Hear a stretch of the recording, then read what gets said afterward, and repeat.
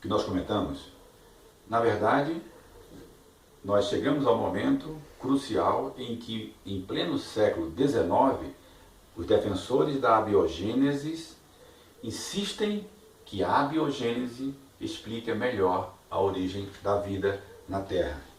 Enquanto que os defensores da biogênese continuam buscando argumentos, buscando propostas, buscando ferramentas para mostrar que realmente um ser vivo só pode surgir a partir de um outro ser vivo pré-existente. Muito bem. Nós temos alguns experimentos, a gente poderia ficar citando aqui vários e vários experimentos que contribuíram para que tanto a biogênese como a abiogênese continuassem nesse conflito. Basicamente, no século XVIII ainda, tá, um cientista chamado Joblog, tá, Louis Joblog, criou um experimento para tentar mostrar para os defensores da geração espontânea que os micróbios, tá, aqueles micróbios pequenininhos, mesmo sendo tão pequenos, necessitavam da existência de um outro micro-organismo pré-existente para sobreviver. Então o que é que ele fez? Ele pegou, vamos acompanhar aqui na nossa tela. Então percebam, Louis Joblog, ele pegou ele pegou um recipiente, né, botou uma sopa nutritiva dentro dele e aqueceu. A partir do momento em que ele aqueceu essa sopa, segundo ele, né, esterilizou aquele material, ele simplesmente tapou. Após esse aquecimento, ele tapou esse recipiente, esse vidro contendo a sopa, e mostrou que passado algum tempo, não apareceria micro-organismos dentro dessa sopa. Diferente do que Needham, lembra que nós comentamos do Needham, que foi um dos defensores da abiogênese? Ele simplesmente pegou, ferveu, o mesmo recipiente aberto, ferveu, deixou aberto e mostrou que depois de algum tempo apareceria na sopa vários micro-organismos. Enquanto que o Joblog, no seu raciocínio simples, mas partindo do princípio que Redi, né, Francisco Redi tinha colocado, que o experimento é muito importante você seguir uma sequência, acompanhar, ele simplesmente teve a preocupação de vedar, tapou o vidro, e aí não entrou o micro-organismo. De novo abalou a abiogênese, mas o pessoal da geração espontânea era cabeça dura. Não queria se entregar de jeito nenhum. Daí a briga continuou. O que fazer então? Para vocês terem ideia, houve até um confronto entre Needham e um outro pesquisador chamado Lázaro Spallanzani. Eles pegaram em cima desse experimento, cada um que tentava provar que o outro estava errado. E aí Spallanzani, né, que era um dos defensores da biogênese, mostrou para Needham que existiam alguns pontos que deveriam ser contestados. E o Needham, da mesma forma, também contestou. Não, você está fechando, está impedindo que entre o princípio ativo. Porque, na verdade, nessa época, em 1700 e alguma coisa, começou-se a explorar, começou-se a ser investigado a presença dos componentes que eram responsáveis pela vida. Um deles, por exemplo, foi o oxigênio. Descobriu-se o oxigênio. Mas antes de falar do oxigênio, olha só, acompanha comigo na tela o que é que o John Needham e o Lázaro Spallanzani comentaram, cada um defendendo o seu experimento. O Needham, né, o John Needham, na verdade, ele levantou a hipótese da geração espontânea ganha um novo impulso. Segundo ele, não, o experimento dele estava correto e o certo era a geração espontânea. Spallanzani não. Ele realizou experimentos semelhantes ao do Needham, né, mas obteve resultados diferentes. Vocês viram anteriormente, né? Vamos só voltar um pedacinho para vocês acompanharem. Ó. O experimento de John Needham, ele deixou o frasco, deixou o vidro aberto, enquanto que o Spallanzani teve a preocupação de fechar o vidro, fechar o frasco. Então o que é que o Neder falou? A Neder falou, ó, colocou o caldo nutritivo em diversos frascos, fervendo por 30 minutos, e tampou os frascos com rolhas, tapou lá. Depois de alguns dias, os caldos estavam repletos de micróbios. Mas olha que interessante, o Nedan, ele ferveu e não teve nenhuma preocupação com a sepsia, não considerou que os micro-organismos poderiam ter tido acesso ao material. Já o Spallanzani não, foi seguindo experimentalmente, teve a preocupação de tentar manter toda aquela área séptica, teve todo o cuidado, mas ainda assim, como provar isso? Como provar que o Spallanzani estava certo e que o Nedan não?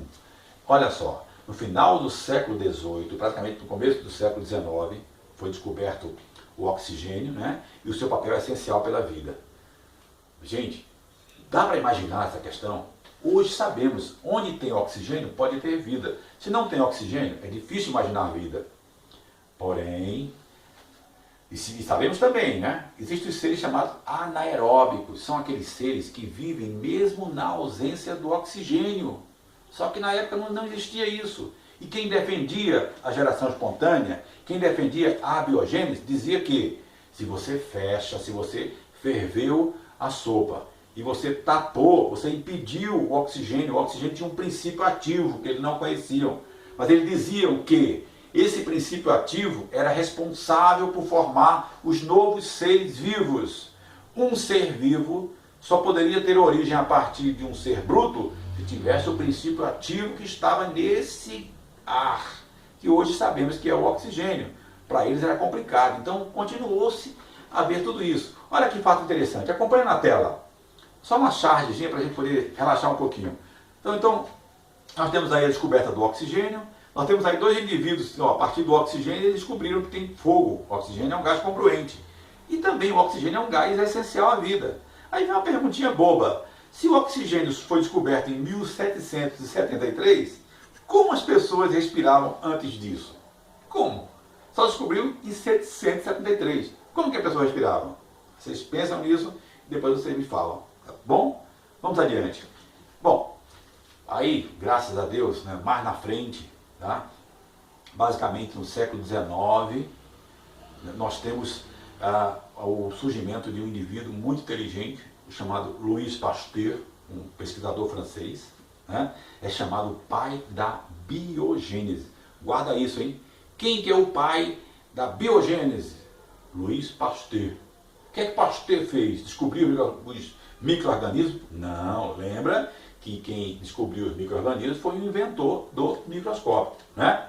O Pasteur deu uma contribuição que a gente vai ver agora, fundamental. Ele deu o chamado tiro de misericórdia naquelas pessoas que defendiam, na verdade, não nas pessoas, mas na ideia que era defendida sobre a geração espontânea. Ele simplesmente, com inteligência, né, com sabedoria, ele conduziu experimentos que foi provando no dia a dia que era impossível um ser vivo surgir a partir de um ser não vivo. Como que ele provou esse experimento? Acompanhe na tela, pessoal. Olha só. Ele simplesmente, ele idealizou, ele pegou um tubo de vidro, né, um balão volumétrico, que a gente chamou de balão volumétrico, na época era um tubo de vidro. Ele pegou, porque a polêmica ficou, lembra que a gente comentou agora há pouco sobre o Red e os desculpem, o Nedan e o Spallanzani? Nedan defendia a abiogênese, Spallanzani defendia a biogênese. E os dois fizeram praticamente o mesmo experimento, porém chegaram a resultados diferentes. Pasteur veio acabar com isso. Realizou o mesmo experimento, pegou uma sopa nutritiva, sopa cheia de nutrientes, ele levou essa sopa ao fogo. Inclusive, vale a pena salientar que esse processo que ele utilizou, até hoje, é conhecido por nós como sendo a chamada pasteurização. Pasteur, Louis Pasteur, pasteurização. Qual que é o fundamento desse processo que ele criou? Na verdade, ele usou um raciocínio, para a gente tentar ser um pouco mais preciso, vou tentar abreviar o raciocínio dele, mas foi da seguinte forma. Ele simplesmente analisou que a Terra tem temperaturas diferentes, tem condições climáticas diferentes. E, por exemplo, um animal que está adaptado, um ser vivo adaptado, por exemplo, que tem um habitat normal no Polo Sul ou Polo Norte, temperaturas extremas muito baixas, se for trazido para temperaturas extremas muito altas, a chance de sobrevivência é muito pequena. Da mesma forma que se um animal que tem o habitat dele no deserto, por exemplo, em regiões desertas, uma temperatura 40, 50 graus, e é levado para temperaturas extremas totalmente opostas, também vai ter uma dificuldade muito grande de conseguir sobreviver. Baseado nesse princípio, ele criou esse processo de levar, né, ou seja, promover o aquecimento e o resfriamento brusco. Então, eleva a temperatura e depois resfria, que é a chamada pasteurização. Quando você eleva, você destrói, teoricamente, os micro-organismos ou os organismos que estão acostumados a temperatura baixa, né? E quando você resfria bruscamente, você destrói aqueles micro-organismos que estão acostumados a temperatura alta. Esse processo é chamado de pasteurização. Na prática ele elevou a temperatura, ferveu, depois ele criou, olha só, para não tapar, porque diziam que quando você fecha o ambiente, você vai tirar a temperatura, o efeito do princípio ativo, na prática, o princípio ativo é simplesmente a presença do oxigênio. Ele deixou o vidro, ele criou uma estrutura, também de vidro, semelhante a um pescoço de cisne. Vocês lembram o que é o pescoço de cisne? Dá uma olhadinha aqui, pessoal, rapidamente. Ó. Ele tem, na verdade, nós temos um recipiente, ó, balão volumétrico, e ele simplesmente botou aqui, nessa região, nós temos no seu interior a sopa nutritiva, aqui dentro. Ele criou, né, uma extensão do processo do vidro, ó, e soldou, intitulado pescoço de cisne. Pescoço de cisne. E qual é a importância do pescoço de cisne para esse experimento? É que na prática, Pasteur percebeu que uma vez que você ferve, você faz com que o ar que está aqui dentro saia e depois ele retorna. Se porventura existir algum dos micro-organismos, os micro-organismos vêm com o ar e se depositam nessa região do pescoço de cisne, ou seja, na curva inferior, e não atingem a sopa. Então ele deixou a sopa durante bastante tempo, né? Inclusive todo experimento que ele fez, ele se submeteu a uma banca de avaliadores, e eles estavam avaliando. E ele percebeu que depois de algum tempo, quando ele cortou, ó, quando ocorreu a quebra e que o frasco, ó, e que esse frasco foi literalmente quebrado, tá? Quebrou. O que aconteceu? Os micro-organismos que estavam no ar, em decomposição, em decantação, ou seja, mais pesado que o ar, iam caindo, ó, e começaram a contaminar esse ambiente. Então, nessa região, a sopa, que até então estava livre dos micro-organismos, começou a aparecer contaminantes, começou a aparecer micro-organismos.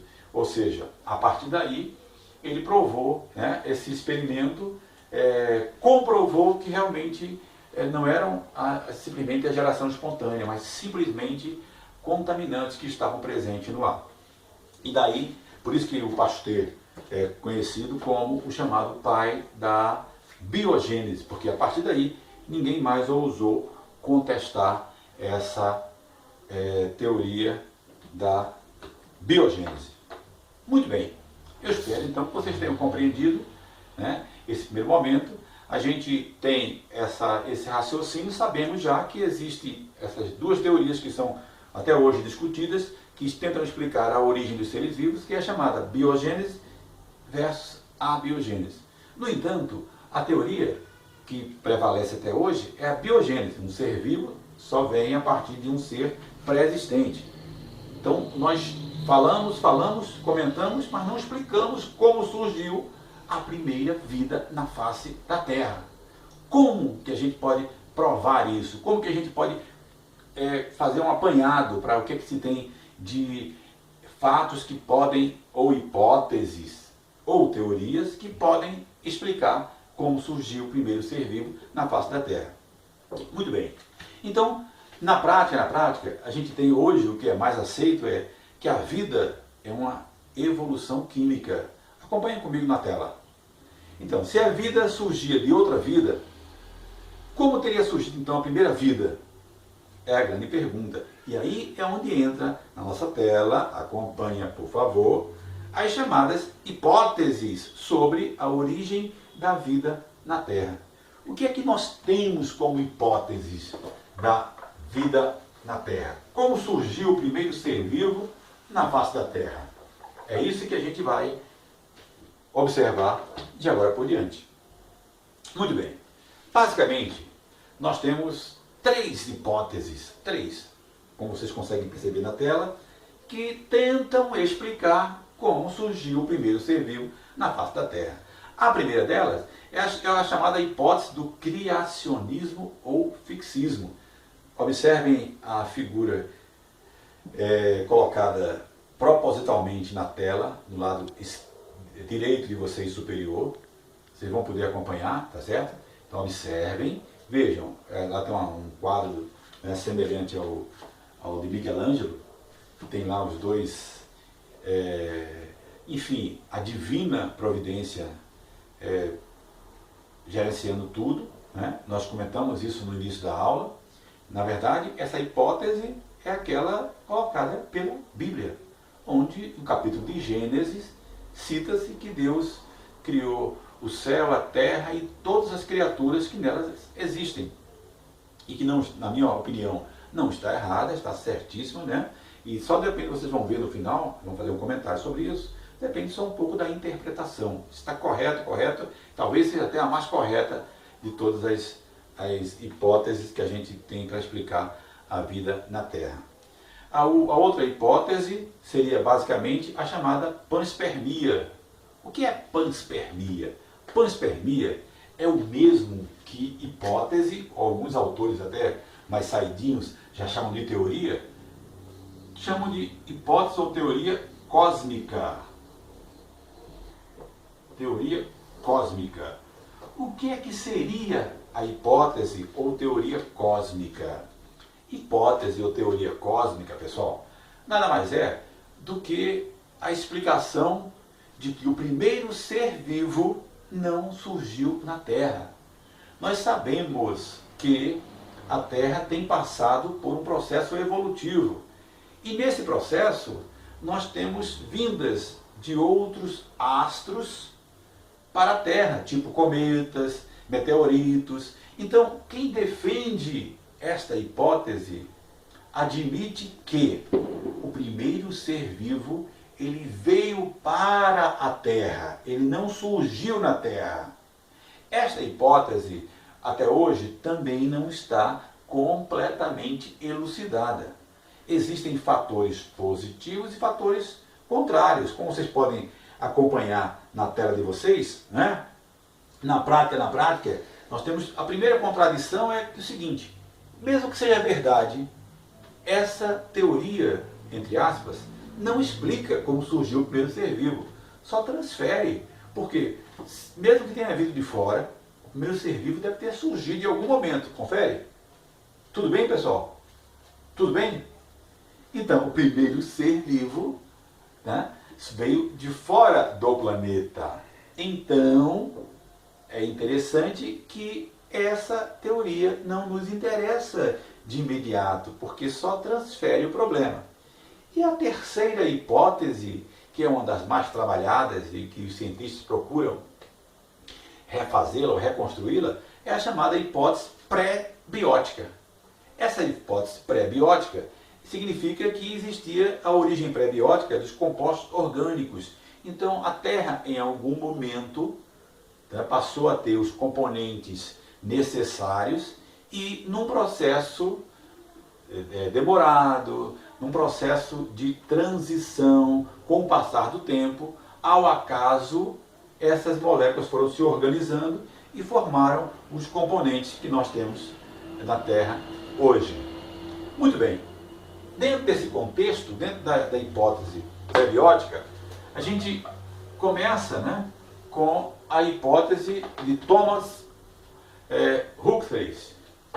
O Thomas Huxley, na verdade, ele formulou há muito tempo, né, no começo, basicamente no meio do século XIX, sem dispor de muitas ferramentas tecnológicas, ele formulou a ideia da evolução química.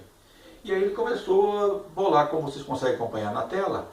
Na verdade, ele cita que a Terra pode ter passado por várias transformações, né? A partir do Big Bang, lembram a história do Big Bang? Que o universo surgiu a partir de uma grande explosão e essas partículas foram se condensando e formaram as galáxias, especificamente a Via Láctea, que é a nossa, e o nosso planeta. E a partir daí ele vem um processo de resfriamento.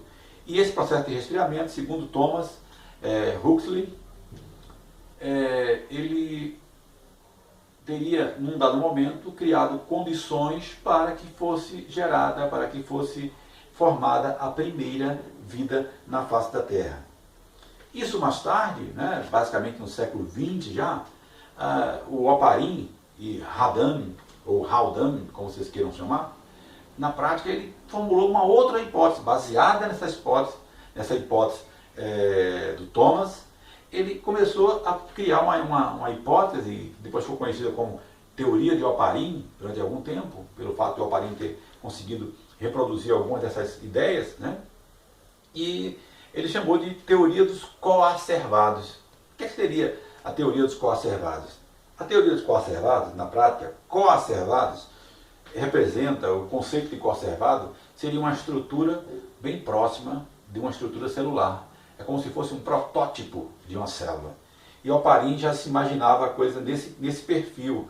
Como vocês podem acompanhar aí na tela, né, dá uma olhadinha nesse esquema, Oparin pesquisou e verificou que a Terra primitiva era composta basicamente de vários componentes. Entre eles, a gente teria basicamente o amônia, os gases, né?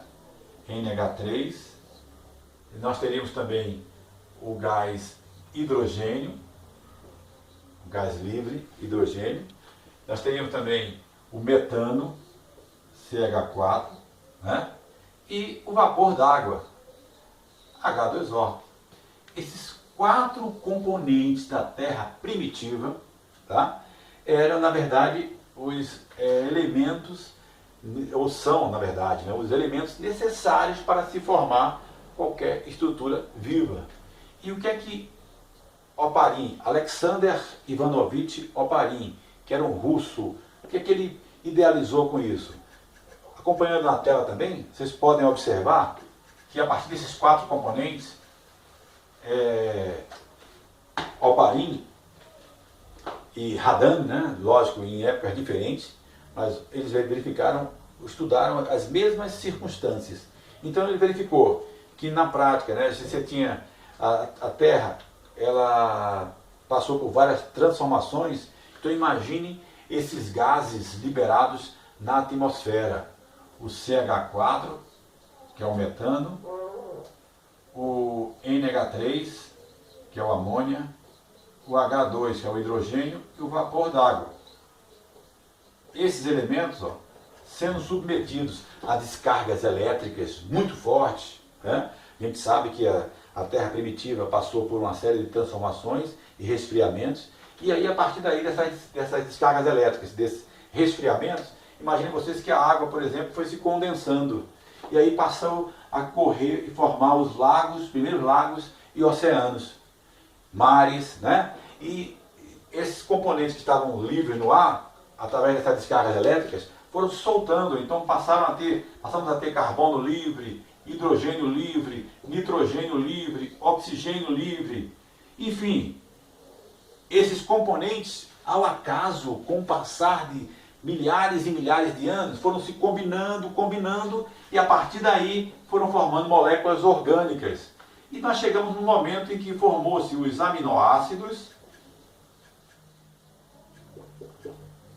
Depois desses aminoácidos, com muito e muito tempo, tivemos as proteínas. E das proteínas evoluímos para os chamados coacervados.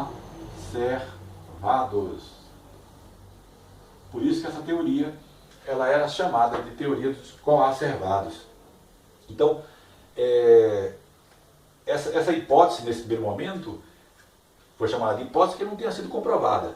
Mais tarde, nós vamos observar, né, o Radames, interessante, acompanha que era biólogo inglês, enquanto que o Oparin era russo. Os dois, trabalhando em épocas diferentes, em locais diferentes, chegaram ao mesmo raciocínio, chegaram à mesma conclusão.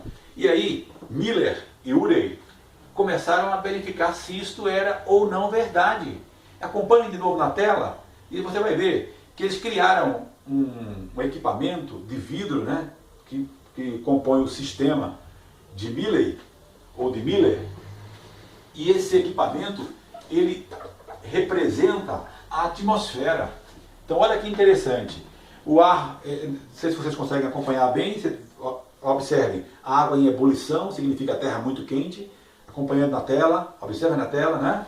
Aí essa água em ebulição começa a evaporar, ou seja, forma o vapor d'água, e eles colocaram uma entrada, uma torneira, né, tipo uma bomba de vácuo, e eles permitiam que entrassem apenas esses componentes.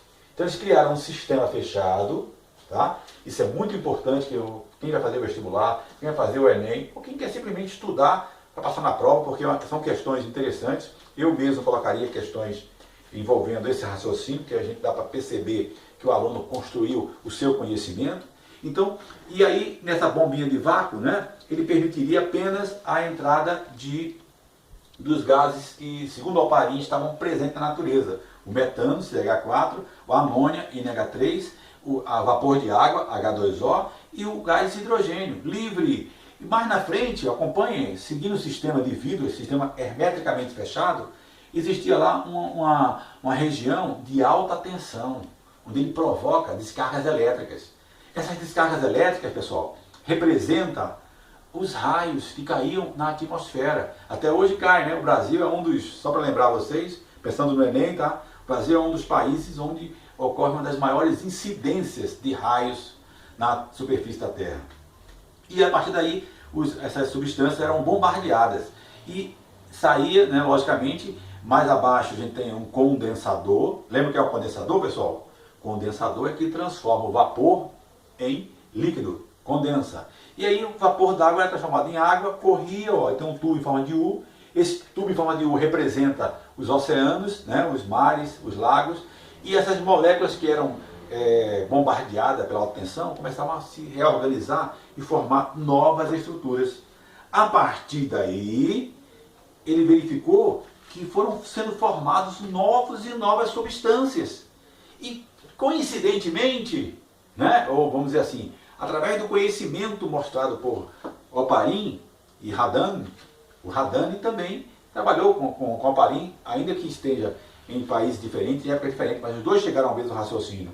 E ele começou a verificar que realmente tinha esse propósito. Olha que interessante, do nada, misturou, formou uma substância, um aglomerado orgânico. Esse aglomerado evoluiu para proteína, aminoácido primeiro. Esses aminoácidos formaram polipeptídeos. Polipeptídeos, ao acaso, que ia girando o tempo todo, imagine, a água do mar evapora, é bombardeada, cai de novo na terra, é empurrada para os oceanos. E aí começou a formar as chamadas proteínas. Várias proteínas se agruparam e formou os chamados coacervados. Mas o que é um coacervado, professor? Coacervado no laboratório é um protótipo, como se estivesse vendo uma célula. Ele não tem a essência da vida da célula, mas tem as estruturas bem semelhantes. E aí, essa ideia do Oparin, durante muito e muito tempo, passou a ser aceita como a teoria mais provável para explicar como surgiu a primeira vida na face da Terra. Através de quê? Hoje não é mais conhecido como teoria de Oparin. Hoje é conhecido como teoria da evolução molecular ou da evolução química. Como que aconteceu? A partir da Terra primitiva e dos elementos que estavam presentes nela. Então aqui dá uma ideia para vocês, acompanhem na tela, tá? Percebam a Terra passando pelos seus processos, observem lá na frente, do lado esquerdo, os raios, né? E a Terra resfriando, condensando, e aí nós temos os produtos que foram formados aleatoriamente. Inclusive, quem tiver a curiosidade, né, a revista Science, do ano de 1953, tem lá a referência na tela de vocês, dá uma olhadinha e depois checa na internet para vocês confirmarem esses produtos obtidos na experiência de Miller. E vejam que isso tudo foi conseguido no laboratório, refazendo um suposto período que a Terra passou. E a partir daí, a gente teria, né, a teoria sobre as origens das primeiras células, Oparin e Radan realmente deram essa contribuição. Você tem uma partícula de proteína, a partícula de proteína fica numa camada de água. Detalhe importante, se for perguntado para vocês, onde deve ter surgido a primeira vida? A primeira vida surgiu nos mares, num ambiente, no habitat aquático, ou nos mares, ou nos lagos, ou nos oceanos. Contanto que tenha sido, no momento, no habitat aquático. E aí dá para explicar o porquê. As chuvas correm sempre, né, para regiões mais baixas e quando foram formados esses ambientes. E aí nós temos o chamado coacervado complexo, né, que seria uma ideia mais na frente.